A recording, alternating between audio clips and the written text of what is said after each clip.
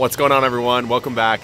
Look, do you ever have a bunch of leafy greens that you need to get out of the garden and you put them in the fridge, they become a little soggy, a little stale, a little moldy, a little just not tasty?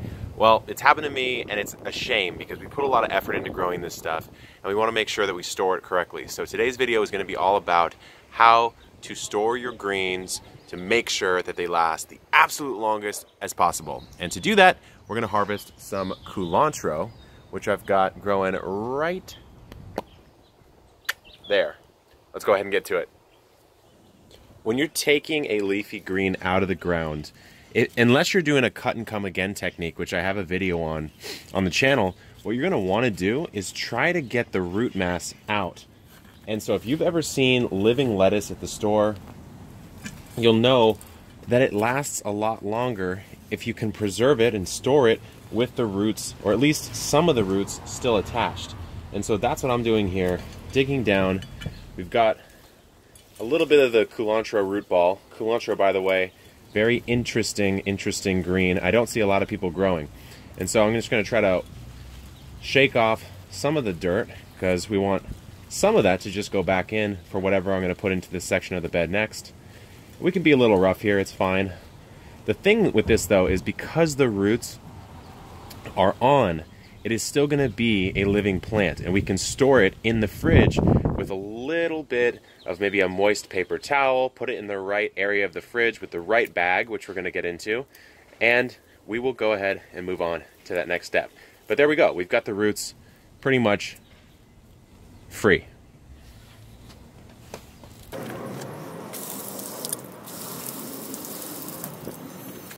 What I like to do next is come in with a sharp knife or some scissors and cut off any of the damaged plant leaves that you're not going to eat.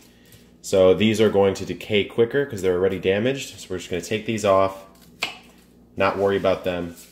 And notice that I washed the root ball just to get a lot of the bigger clumps of dirt off, but I did not wash the leaves.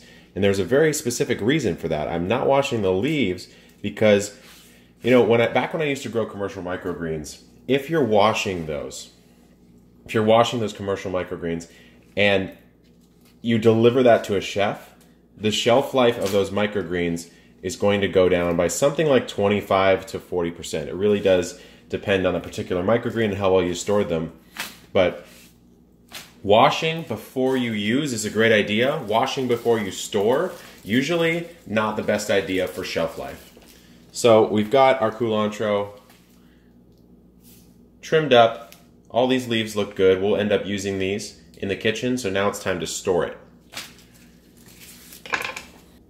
First thing I'll do when it comes to storing is take a damp paper towel. This is one that I've just folded up and wet, and I'll wrap it around the root zone. And I might need to make this one just a slight bit wider.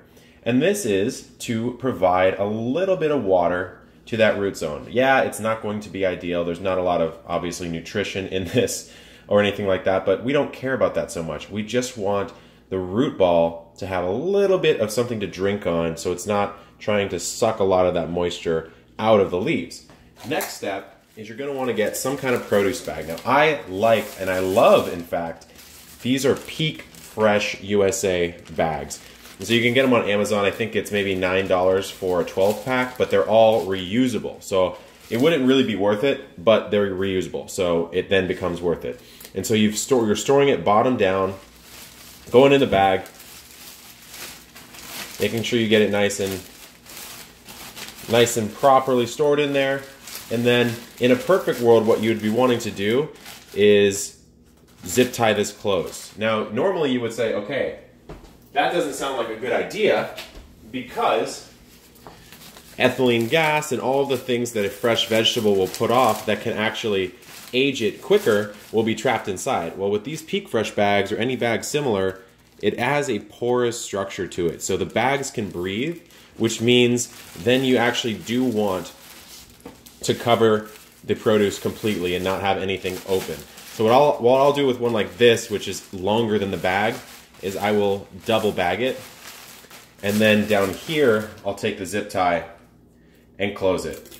And so is it a perfectly tight close seal? No, it's going to do good enough though.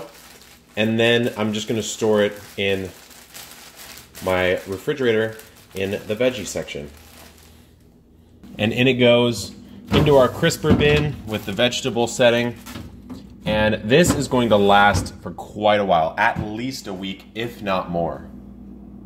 Well, there it is, how to store your leafy greens for maximum freshness in about 5 minutes or so. So just to reiterate, number one, if you can, try to remove the roots as well as the tops of your plants. It's going to make it last a lot longer no matter how you store it, because the plant is technically still completely alive. You haven't severed it off from a main resource for water for the plant. It's going to keep it a lot fresher. Number two, remove any of the dead or damaged tissue, and do not wash the leaves if you can get away with it before you store. Of course, wash the leaves before you consume, but don't wash them before you store it, because any latent moisture, even if you go through a pretty rigorous drying process, is going to reduce the shelf life of those greens. And then our third tip is going to be put it in an actual produce bag, a bag that's designed for leafy greens or vegetables and fruit storage, because it's going to have a breathable sort of plastic mesh. It will allow some of that ethylene and other gases that artificially speed up the process, not artificially, but they just speed up the process of a decomposition or a ripening.